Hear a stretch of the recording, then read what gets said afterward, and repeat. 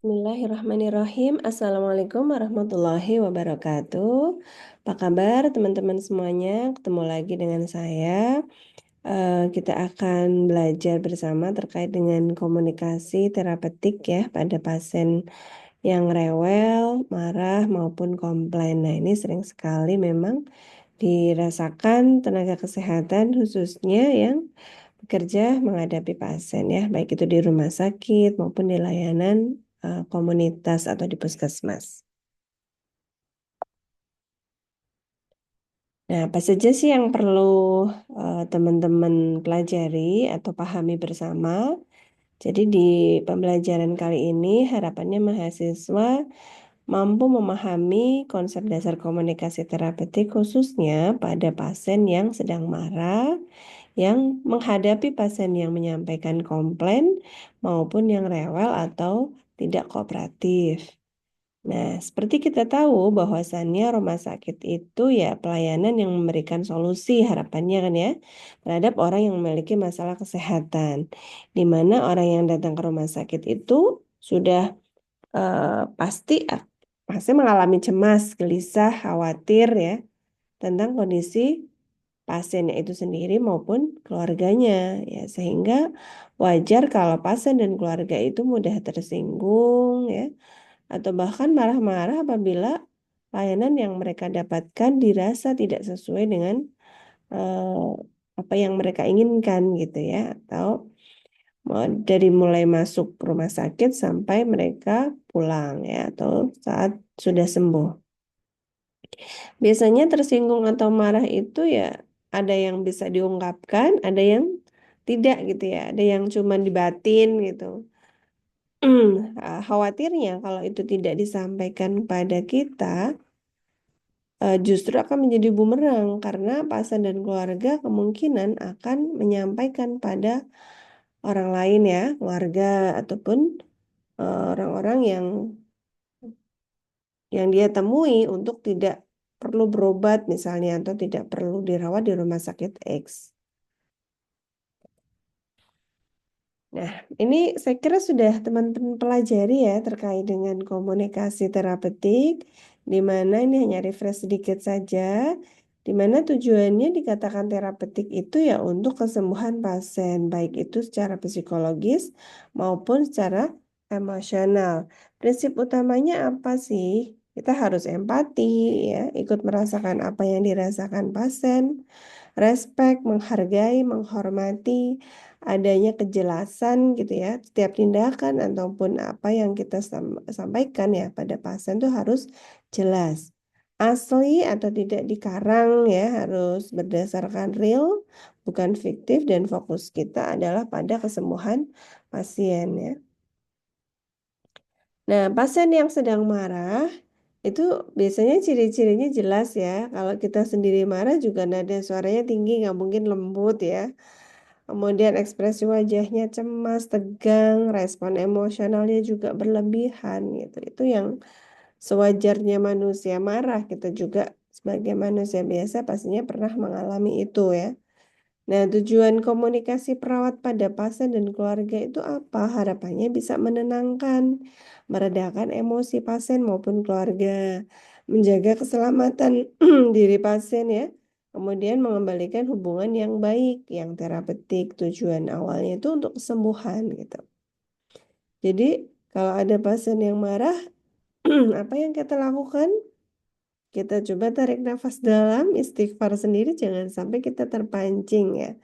Karena seringnya kalau kita tidak bisa menahan, akhirnya menjadikan hubungan antara pasien dan keluarga jadi tidak harmonis.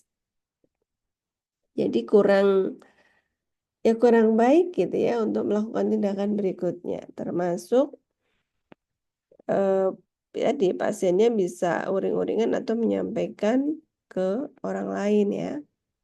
Teknik komunikasi yang dilakukan oleh perawat untuk menghadapi pasien atau klien yang marah. Kita coba latihan mendengarkan secara aktif, active listening. Memang yang paling susah itu menjadi pendengar yang baik ya. Nah, tapi kita terus belajar dan mencoba. Seandainya kita kita di posisinya si pasien ataupun keluarga itu juga mungkin barangkali akan mengalami hal yang sama. Atau memang karakter seseorang dia mudah tersinggung ya atau mudah emosional ya. Kita berusaha tetap tenang meskipun mungkin hati kita juga dongkol ya, enak aja dimarah-marahin gitu. Kita nggak salah apa-apa, mungkin hanya salah paham. Dan menjaga bahasa tubuh jangan sampai jari kita menunjukkan yang kita justru akan memprovokasi kemarahan dari pasien.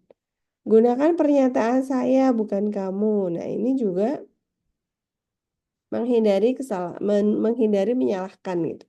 Gara-gara kamu gitu ya. Nah, coba kita ubah, iya ini gara-gara saya mohon maaf Bapak Ibu. Meskipun mungkin yang salah itu pasiennya.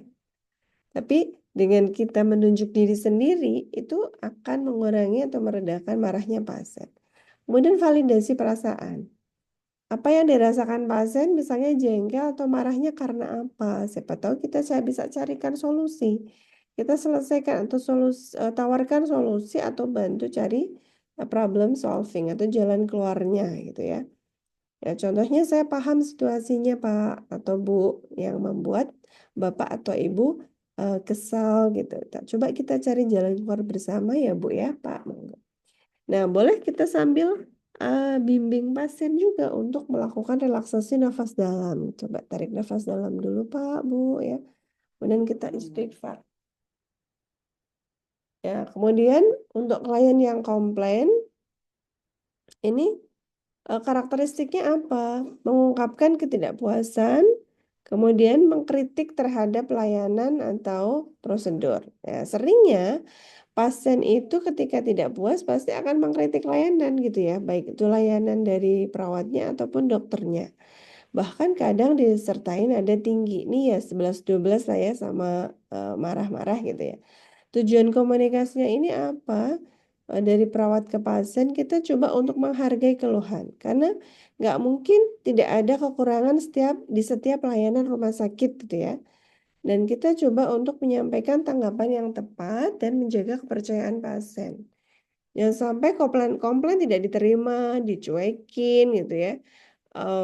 Dikritik juga kita malah balik marah. Nah, ini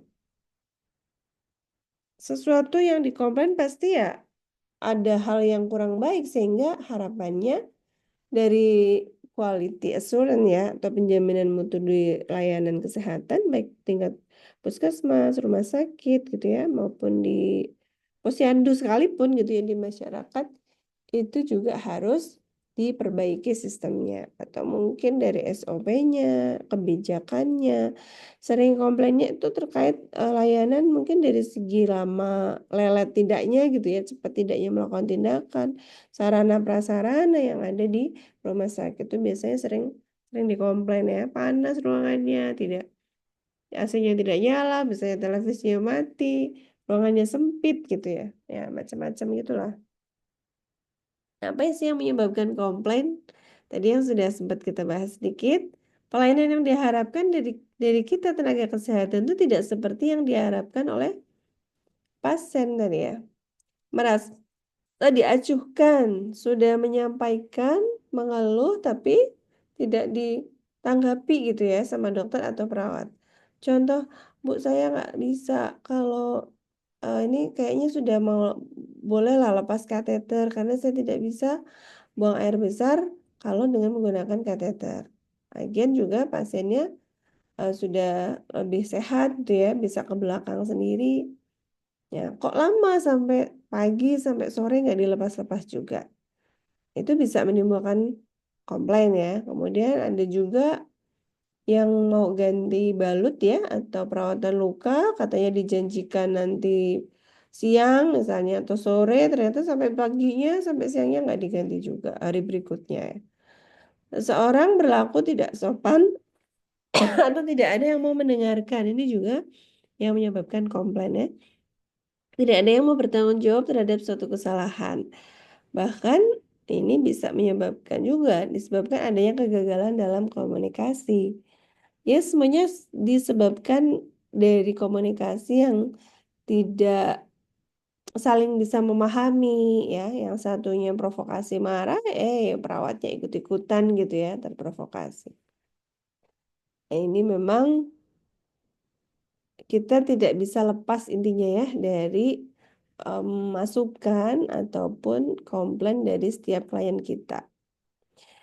Termasuk di perguruan tinggi juga sama kan, pasti ada komplain dari mahasiswa dan harapannya ya setiap dosen ataupun layanan di perguruan tinggi, tendik itu harus menerima dan berusaha memperbaiki dari masukan atau saran yang disampaikan oleh klien. Nah, klien kita itu salah satunya adalah mahasiswa itu misalnya di sebuah perguruan tinggi ya. Teknik komunikasi pada pasien komplain itu seperti apa sih? Nah, kita coba untuk mendengarkan tanpa menyela gitu ya. Menunjukkan sikap terbuka, empati, dan menerima. Nah, ini yang teorinya gampang, tapi nanti kalau sudah berhadapan dengan sebuah masalah, apalagi pasien atau keluarga sampai ekstrim gitu ya, kita tuh memang harus benar-benar berusaha tenang ya. Berikan klarifikasi, kita coba menjelaskan, bukan membela diri ya. Yang sering kita lakukan adalah membela diri kan.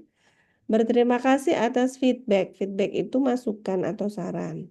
Dan kita berusaha untuk melakukan follow up jika perlu. Ya, misalnya ada masalah apa ya?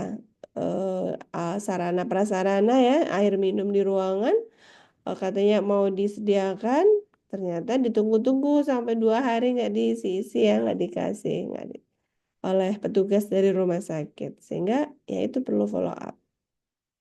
Pasiennya bengkak ya misalnya, eh, di infus dipasang infus berkali-kali, nah ini tidak dikasih salep misalnya ya, atau batuk sampai 3 hari, padahal sudah menyampaikan dan perawatnya bilang oh ya baik nanti saya akan coba sampaikan ke dokter untuk dikasih resepnya, ternyata sampai pasien pulang nggak dikasih, bahkan pasien beli sendiri di mana apotek. Nah ini beberapa kasus nyata yang pernah ya saya temui atau dari komplainan dari pasien. Ajak pasien atau keluarga berkomunikasi dengan lemah lembut ya, minta maaf jika memang ada yang keliru. Senyum ya, ini senyum adalah senjata ampuh yang menunjukkan pada pasien bahwa kita peduli terhadap mereka. Apapun masalah kita, serumit apapun hati kita mungkin lagi nggak jelas ya, pikiran kita juga banyak, masalah-masalah yang kita alami, tapi harus berusaha tersenyum dalam situasi apapun. Nah ini yang memang perlu latihan, saya pun tetap latihan ya sampai sekarang gitu. Karena senyum di atas rasa sakit ataupun rasa marah itu susah sekali. Contohnya yang bisa kita sampaikan pada klien kita, terima kasih sudah menyampaikan hal ini, saya akan tindak lanjuti secepatnya ya Bu, Pak. Itu kan enak didengarnya ya. Makanya calon perawat harus belajar tentang ini supaya paham ilmunya dulu. Kalau ilmunya sudah paham, tinggal implementasinya ya yang kita berusaha. Nah, berikutnya adalah klien yang rewel. Biasanya karakteristiknya itu sering ngeluh tanpa alasan jelas, tidak kooperatif, menuntut perhatian berlebih. Jadi bolak-balik ngebel ya, atau minta manja lah ya, bukan manja ya, tapi cenderung dia lebih lebih suka sering inilah yang pusing sedikit, ngeluh ya, misalnya mau ke belakang atau mau sekan dan seterusnya. Padahal bisa dilakukan oleh keluarga ya, atau ganti balut atau apa ini namanya? Pampers gitu ya. Nah, itu juga mintanya perawat, nggak mau keluarga ya. Ini biasanya agak sedikit menguras energi ya untuk perawat. Tujuan komunikasinya untuk apa sih? Meningkatkan kerjasama, memahami kebutuhan yang sebenarnya dialami pasien, ternyata mungkin dia kurang kurang diperhatikan oleh keluarga ya. Membangun hubungan yang lebih efektif.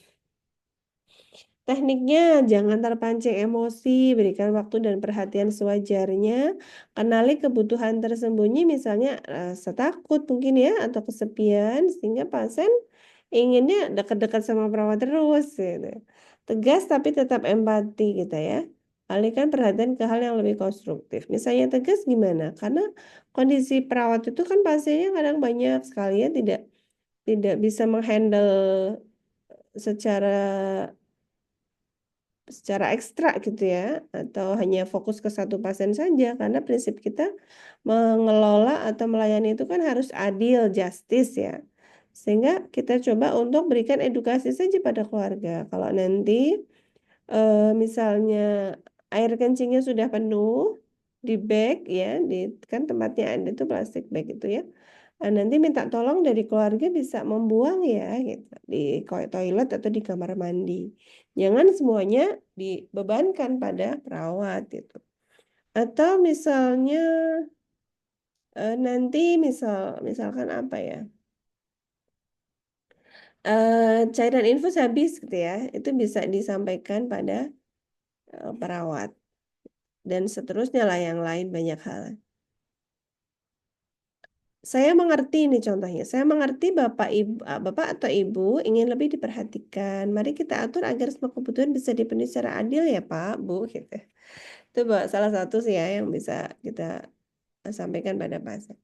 Ya kesimpulannya kunci sukses itu memang komunikasi yang terapeutik, komunikasi yang pendekatan cara emosional maupun psikologis. Dan tujuannya adalah menyelesaikan masalah, problem solving. Masalah pasien itu apa sih? Banyak ya. Masalah fisik, misalnya sesak nafas, nyeri, kebutuhan cairan, lemes gitu ya, macam-macam. Dia butuh kalau sesak kasih semivolar, setengah duduk atau bahkan duduk. Kemudian masalah emosional, masalah psikologis dia butuh diperhatikan, dia butuh dikurangi cemasnya dengan relaksasi misalnya, dengan spiritual ya. Kebutuhan itu kita kasih kesempatan untuk berdoa, berzikir atau mendengarkan murotal. Kemudian untuk sosialnya ya kita ajak untuk ngobrol ya dari keluarganya juga harus support. Mungkin orang-orang yang menengok atau menjenguk itu sebuah obat yang luar biasa loh. Kalau saya ngobrol dengan orang-orang yang sakit atau dirawat, mereka tuh sebenarnya nggak butuh apa-apa, butuhnya apa? Ternyata didoakan, dijenguk, diajak ngobrol, dimotivasi. Ya, saya sendiri ngerasain kayak gitu. Tapi kalau nggak ada yang jenguk, rasanya tuh tambah sedih ya. Merasa kok tidak ada yang perhatian, tidak ada yang peduli sama dia gitu. Coba kalau mungkin teman-teman yang pernah mengalami sakit ya dirawat ataupun dari keluarga atau besok tanya ke pasien, iya nggak sih benar nggak sih yang kita bahas itu kalau pasien dikasih sakit apalagi sakit yang mungkin cukup parah ya itu ya yang sebenarnya dibutuhkan doa, ditemenin gitu, dimotivasi, dijenguk itu. Ya kalau yang lain-lainnya bonus lah ya, misalnya bawa parcel, bawa yang lain-lain gitu. Tapi utamanya ternyata itu. Ya, kendalikan diri sebelum mengelola orang lain ya. Ketika kita mau menangani pasien rewel, komplain maupun marah ya kita harus bisa mengendalikan diri. Jangan sampai kita udah dongkol duluan. Wah, nanti jatuhnya nada kita tinggi gitu. Akhirnya pasien kecewa. Fokus pada perasaan pasien bukan kata-kata kasar ya. Dan maksudnya biasanya kan pasien atau keluarga menyampaikan kata-kata atau kalimat yang kasar. Nah, kita fokus aja pada perasaan sebenarnya. Oh, dia sedang marah, wajar lah gitu ya. Dengan dia kecewa mungkin atau dia ada komplain tidak ditanggapi. Nah, semua komunikasi itu ya kesempatan untuk membangun hubungan yang lebih baik. Termasuk komunikasi dengan rekan ya, teman-teman yang ada di kelas, komunikasi dengan dosen, komunikasi dengan pasangan nanti kalau Anda sudah menikah, komunikasi dengan keluarga. Itu menjadi hal yang sangat penting supaya hubungan kita itu terjalin dengan baik dan harmonis. Ya, seperti dalam Al-Quran, surat Al-Baqarah ayat 153. Ya, bismillahirrahmanirrahim. A'udzubillahi minasyaitonirrajim. Bismillahirrahmanirrahim. Ya ayyuhalladzina amanu sta'inu bisabri wassalati innallaha ma'as sabirin. Jadi hai orang-orang yang beriman, jadikanlah sabar dan sholat sebagai penolongmu. Sesungguhnya Allah bersama orang-orang yang sabar. Jika kita ingin bersama Allah, maka kita berlatih untuk menjadi orang yang sabar setiap ada masalah. Dan la tadzab ya, la tadzab itu apa? Jangan marah. Allah saja melarang ya. Kemudian la tazan, jangan bersedih yang berlebihan karena Allah ada bersama kita. Gitu. Jadi kalau kita sedang jengkel, marah, maka sholatlah, maka duduklah ya berwudu, sholat. Kalau itu tidak menyelesaikan ya tidurlah ya. Bangun tidur biasanya lebih fresh, lebih hormonnya juga lebih stabil, kortisolnya menurun ya, yang meningkatkan stres itu hormon kortisol. Endorfinnya naik, yang hormon kesenang, sehingga kita akan lebih happy. Ya, demikian untuk pembelajaran kita ya, yang singkat tapi mudah-mudahan bisa dipahami oleh teman-teman. Dan kita coba setelah ini mengerjakan kuis ya, yang sudah ada, yang sudah disediakan di Edu atau LMS. Selanjutnya, teman-teman nanti coba untuk berlatih melakukan komunikasi pada pasien ya, yang kondisinya tadi marah ataupun rewel dan komplain. Terima kasih, saya akhiri. Assalamualaikum warahmatullahi wabarakatuh.